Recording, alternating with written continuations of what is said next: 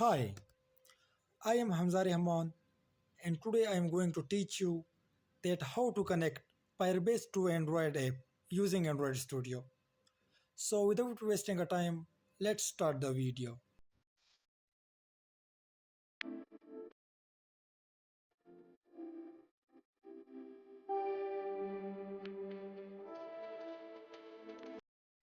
Guys, open your Android Studio and create new project or open another existing project.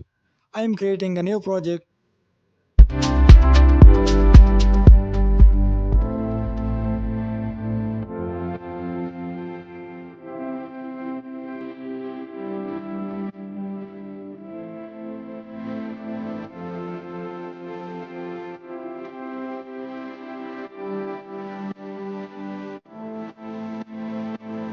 Now your project is creating and building, downloading all resources from libraries.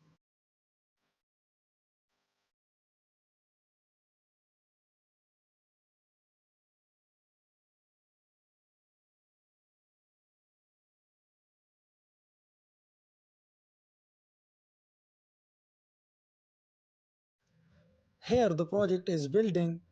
After build complete, we will start connecting Firebase to our project.